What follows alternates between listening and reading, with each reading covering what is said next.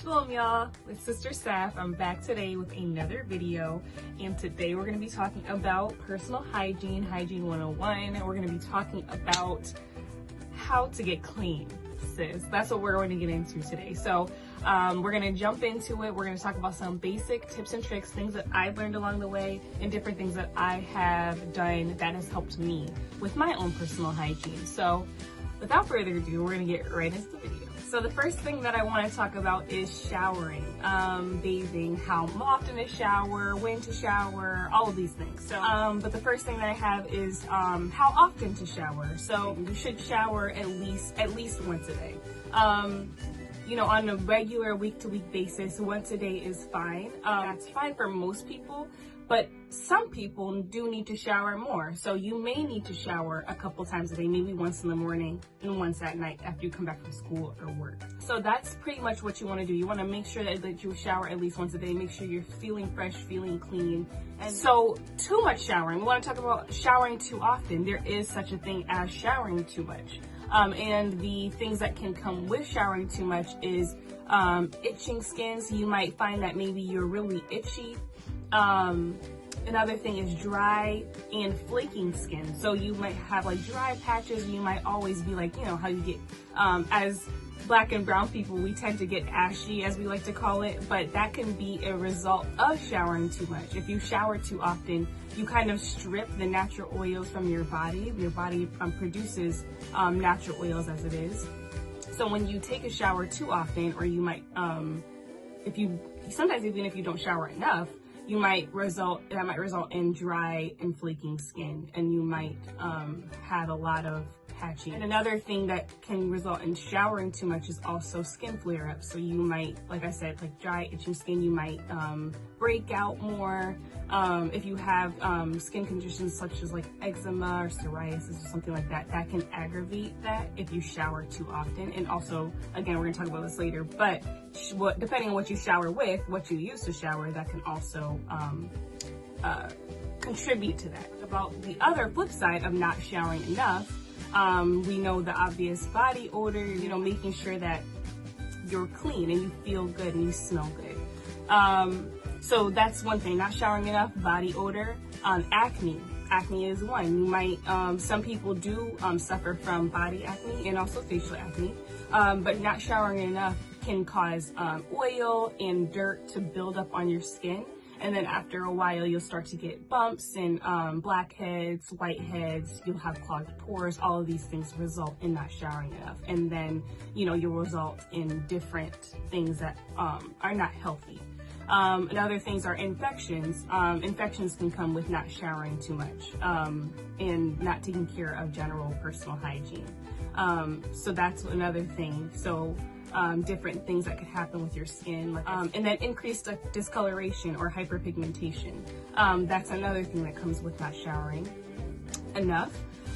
So you might find discoloration is kind of like when you get a pimple and you might pop it or it goes away on its own, but it'll leave like a little dark mark. That's called hyperpigmentation or discoloration of the skin. And that can also come with not showering enough. You want to make sure that you feel clean, smell clean, look clean. It's very, very important that we take care of our bodies because our bodies are our temple. Also going into like periods and stuff like that. From that standpoint, how often to shower. You might need to shower a little bit more when you're on your period. You know, that's a time where we are constantly cleaning ourselves and making sure that we are, you know, feeling good constantly. You know, and you might change your pad, whether you wear pads or tampons, all these things. So you might feel the need to shower in the morning and then again at night. My personal preference when it is that time of month for me, I shower twice a day. So I'll shower in the morning before I go to work, and then I'll shower at night. And then you might need a shower during the day if, like, you know, you might have an accident or something like that, especially during your period in that time of the month. So when that comes to, again, personal preference, you have to kind of know how your body is and how. Okay, so now that we talked about how often to shower and all of that good stuff, now we can jump into kind of like how to shower and good methods and all. You can try using warm water. That's the recommended That's the recommended tip when I did research on it, using warm water. Try not to use anything extremely hot, scorching hot, but the best kind of shower is like more of like a warm rather than hot or cold. Like the in-between is best for your skin. And then next what I have is using gentle, all-natural soap. So soaps that don't have fragrances in them, that don't have like chemicals and a lot of added unnecessary products in it that's going to irritate your skin. And even if it doesn't irritate your skin, overall it's just not good for you. I would recommend using soaps like that are just very like natural soaps, like oatmeal soaps, and like soaps that, you know, that are, like I said, don't have perfumes and stuff. Like, I wouldn't say fragrances, perfumes is more like of the term, like artificial smells, basically. Things that are going to go into your skin, go into your pores, and ultimately go into your bloodstream, and it's not good for you over time. It's best for you to use something natural. I actually have a soap here that I've been using recently, and I really mostly use this on my face because it's a detoxifying soap and it pulls impurities out of your skin, but it's also really good for all over your body. And that is, as you can see, like the wrapper is open right here because I just got it, but it's authentic African black soap for all skin types. That's what it says, and it's unscented. So this is a soap that is, I'm sure many of us have already heard about. This is not a new soap by any means, but it is really nice. It's really good. There's no added fragrances or anything like that, perfumes or anything, chemicals. It's all natural soap. And like I said, it helps with clearing skin. It helps with dark marks and hyperpigmentation, textured skin, and all of those things. It helps, like I said, all skin types, oily, dry skin, whatever you have. And again, I use this on my face, but you can use this on your body as well if you're trying to find a soap that is all natural. There's also plenty of others at your local natural health food stores and stuff like that they have. Or try your local grocery store, the natural section. They have tons of different options of like natural soaps. But this is one that I just wanted to mention because I recently started reusing African black soap again, and it's really good. It pulls impurities, like I said, out of your skin, so you really have to moisturize with it, but I like it a lot. So yeah, try to stay away from harsh soaps. Another thing is pat your skin dry. Pat dry, sisters. So this is one thing that is really important because patting your skin dry helps with just not being so abrasive and rough on your skin, even like your body, because I know when you talk about pat drying your skin, you kind of think of like your face, but you also can pat dry your body too. Like be really gentle. You get out the shower, you know, pat dry. So that helps with kind of, like I said, if you have really, really, really sensitive skin. And it's just overall a good habit to get into, not to kind of drag your skin, which can cause like early signs of like wrinkles and stuff like that, especially on your actual face. But it's actually good for your whole body as well. So patting dry is really, really good. And then I also have on here moisturize. Do not get out of the shower, whether you take a shower, bath, whatever it is, and then just go pat dry, get dressed, done, you know, you go to bed or whatever, you go about your day. Always moisturize your skin. Your skin is the biggest organ actually on your body, and it covers your whole body. It's a protective layer for your organs and everything like that. You want to make sure that your skin is taken care of and you're being hygienic. I have mentioned this in my past videos before. I think I mentioned this in one other video. And this is the African shea butter. And this kind of goes hand in hand with what I mentioned earlier about the soap. These two together are great because both of them are natural and there's no added anything in it. It's just natural from the earth. It's amazing for all types of skin, and our skin loves it, especially if you live in a colder climate. This is excellent because it's thick. There's other lotions and different things if you like something a little thinner that they have that are like natural, but I love this especially in the winter time, and it's excellent for moisturizing. So we're going to get into exfoliating and how to wash and making sure that you get every part of your body, all of that good stuff. So first we're going to start with like how to make sure you're clean, making sure that you get every part So make sure that you get your underarms. You want to make sure that you get all the creases and everything like that. Get your toes in between your toes. You want to make sure that you get behind your ears, in your ears, like in the creases of your ears. And then just making sure that you really scrub your body down. We shed skin constantly throughout the day. Constantly we shed skin. So you're always kind of having like dead skin coming off of you.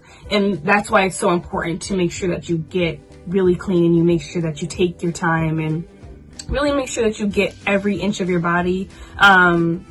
And your back also. I know your back is kind of hard to reach. They also sell those at like the store, like the back brushes. They're kind of like, they almost like a giant toothbrush, but they like bristle, like soft bristle brush for your back where you can scrub your back and really make sure that you get every inch of your body. And that will also reduce the risks of odor and smells. And it also helps with exfoliating, like we're about to talk about right now. Exfoliating is important. You want to try to exfoliate once to twice a week, or sorry, try to exfoliate 2 to 3 times a week. That will help, like I said earlier, get rid of all those dead skin cells and make sure that your skin is like nice and glowy and soft, and even like your feet, making sure your feet aren't scaly. They sell like the little packets of foot care, basically like a foot care kit. They sell them at like Walmart for like $7. You can like get the foot scrub, and like once a week make sure that your feet are nice and soft. Kind of like give yourself a little spa treatment or whatever. Take care of your body. Take care of yourself. Love your body and your temple. Whenever I exfoliate, I just make my own. You can actually use like brown sugar or like cane sugar a little bit with like olive oil or coconut oil, and you can put like a little bit of honey, put some peppermint oil, lavender oil in there, mix it up, and then you can just like rub it on your body. That helps with exfoliating, and it's nice because it's inexpensive. You can literally go into your cupboard and make an exfoliating scrub, body scrub. You can also use things like the scrunchy loofahs that they have for like 99 cents, and you can use those to exfoliate. You can also use those exfoliating gloves that they sell. I think they sell them at like Walmart again, Marshalls, things like that. And it's actually like gloves that you put on your hands, and as you're washing your body, you set it up, and you can actually use it all over your body and scrub your body. And that's an exfoliant. And then I also mentioned the body brush for your back and for the rest of your body and for your feet and everything like that. So exfoliating 2 to 3 times a week is important because, like I said, it will keep your body nice and soft, nice and glowy, get rid of all the dead skin cells, and it will also reduce any flaking and anything like that as well. Also, just as a tip, be careful if you do have very sensitive skin. You want to be mindful of not being too abrasive and causing your skin to become very irritated. So if you do have sensitive skin, maybe reduce the 2 to 3 times a week to maybe once a week, at least like a soft, really gentle scrub to get rid of any dead skin cells. Okay, so last but not least, we're just going to talk about hydrating and staying hydrated. So this is something that I constantly am having to find new ways to make sure that I'm hydrated and taking care of myself and drinking more water, because we always talk about how water is just so important, and it is so important because our body, I can't remember the percentage. I think our body is made up of like, it's made up of like a certain percentage of water, but our body is mostly water, and our body thrives off of water. So drinking water is very important. I like the apps on your phone kind of to remind you to drink water. You can also set alarms during the day to make sure you drink water. I would do research based on your height and weight. You can actually Google it, and it'll tell you how many cups of water to drink a day. On average, upon research of what I have, women over or young girls over the age of 14 need to drink about 6 cups of water a day, or that'd be like 1.6 liters of water. So yeah, that's pretty much around how much you're supposed to drink. But you can also, like I said, you can get like apps on your phone, and that'll help you kind of track and see how much water you should be intaking daily. But water is super important. It'll help with keeping your skin super glowy. It'll help with reducing obvious facial breakouts or body breakouts. And overall just helps with rejuvenating your skin. So staying hydrated is definitely a part of hygiene, and making sure that your body is taken care of from the inside out. Because if your body's taken care of on the inside, then on the outside it'll also be thriving, just like on the inside. So that is it for today's video. I hope this helped you all in some way, shape, or form, and that you took something from it, or maybe it's going to inspire you to drink more water. Whatever it is, I hope it helped you. And Lord's will, I will see you all in the next video. Shalom. They try to tell us that our strength is measured by a man's. That's not true, that's not true. And a woman's role is weakness if we submit to him.